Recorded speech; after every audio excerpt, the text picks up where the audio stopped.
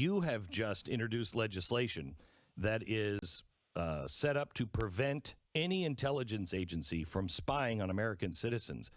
Don't we already have that law somewhere in the Bill of Rights? Yeah, we do. And in fact, we have it very explicitly in executive orders and in legislation that's already exists. But here's the deal, Glenn, and I'm going to try to not be sarcastic about this, but I have to make this one point, is the U.S. people do not trust government agencies anymore. Pick one. Who knew that the CDC was political? Well, we learned 4 or 5 years ago the FBI and the DOJ certainly are. And the NSA and the CIA. The post office is spying on us. Yeah. So this is, thank you for bringing this up, Glenn, because this is so important. This administration came to power and they said the greatest threat facing our security is not, once again, China or Russia or the mullahs in Iran or North Korea. They said the greatest threat facing our own security is internal. They said it's white supremacy, domestic violent extremists, DVEs they call them. Okay, so, well, then they use that justification, which is nonsense, as I think the vast majority of Americans would agree. But then they say, okay, well, the intelligence community, for example, the NSA, the CIA, they cannot collect intelligence. But now, suddenly, under this administration, they can receive intelligence. Well, tell me the difference.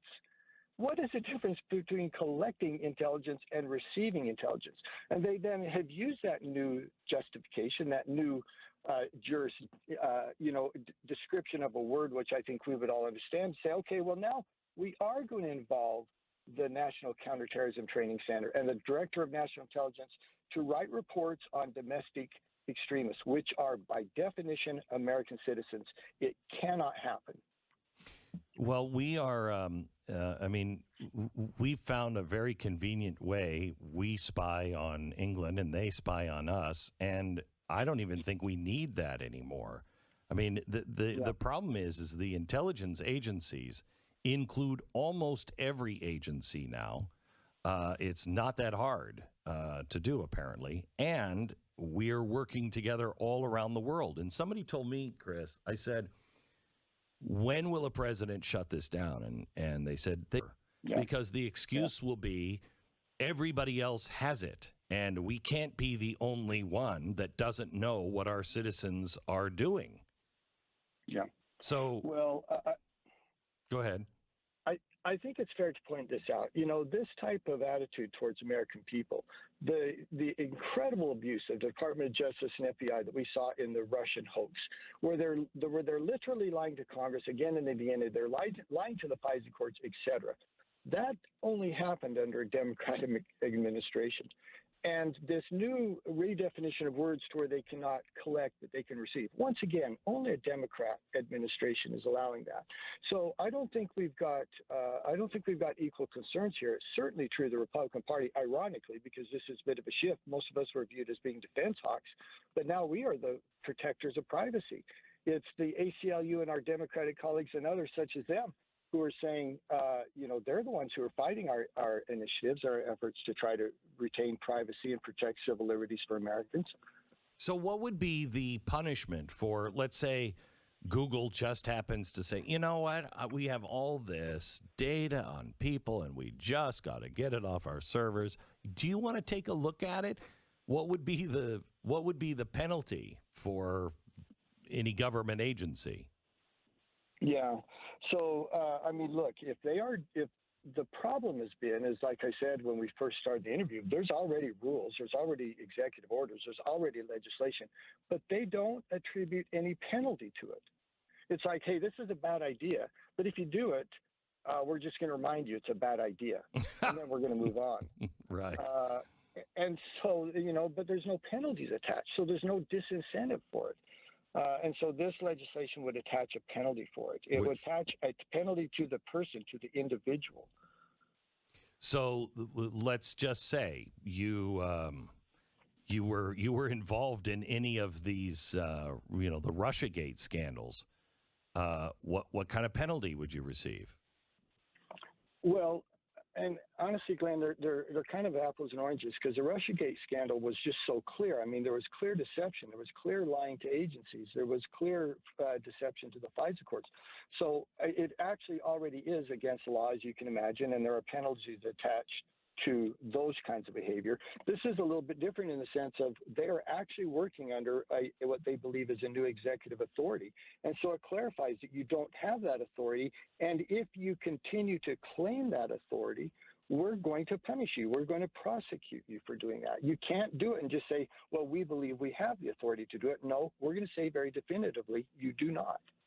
All right. Do you have time just to hang for a minute? I've got a couple of more questions for you. I do. Okay, good. All right, back in 1 minute. We're back with Congressman Chris Stewart, and his book is The Final Fight for Freedom, which is a must-read. It encapsulates almost all of the stuff that we are fighting against right now, and that is a wide array, and it's all explained in a very simple way, and it's a little breathtaking. But it is also written in a way to where it takes you on a story and then shows you the facts of that story and tells you exactly what's happening in our government. It's called The Final Fight for Freedom, and you can pick it up at bookstores now. It really is a must-read. Chris, I want to talk to you a little bit about the maximum mother load of personal information, the programmable digital currency that we're now, quote, studying in Washington. Who is the one that actually authorizes the currency? Is it Congress, or is it the Fed, or who is it that says you can switch to a digital currency? Yeah, that's actually a great question, Glenn, and I'm not an expert on this. I'll tell you my view, but it's subject to this one caveat, and that is regardless of who's authorized, it may not be the actual individual or agencies who end up authorizing a digital currency. But I think that Congress ultimately has oversight on this. Clearly we do, and clearly we authorize this. Now, the Fed, as you know, certainly more than I do, but as you indicate over and over again, the Fed has taken powers into itself, just like the presidency has over Congress. The Fed has taken powers into itself that are just frightening over the last 80 years and accelerating rapidly. I mean, in a breathtaking pace over the last 5 to 8 years, going back probably to 2008. And, you know, it's an irony that the one thing people wanted from cryptocurrency was privacy. They wanted to, you know, to have an ability to not be manipulated by Fed policy or by monetary policy. And the creation of a government currency does exactly the opposite. I mean, it beholdens us in ways to where virtually everything we do, including everywhere we go, every purchase we make would be monitored, potentially monitored, and if so, you know, if deemed necessary, corrected by federal policy, by federal bureaucrats. It should frighten the life out of people. Okay. Well, Chris, would you look into that for me and see if there's anybody on the Hill that is at least even questioning the Fed? Because I think this is going to come fast and furious. Oh, Glenn, there are. I promise you. I sat down for probably a little more than an hour with Patrick McHenry, who will be the next chairman of Financial Services, just last week on this issue. And I promise you, he's intensely aware of it. He's intensely concerned, as we are. He sitting on that committee and being the chairman, we pray in 2022 when we take over the House, he will play a key role in trying to restrict what I think is just a horrible, horrible idea from this administration once again. Wow, I am glad to hear that, Chris. Thank you very much. All right. The name of the book is The Final Fight for Freedom. If you want to get into the fight, he's just introduced a new bill to prevent intelligence agencies from spying on American citizens. You can find all of his information at stewart.house.gov. Get involved. There are no bystanders.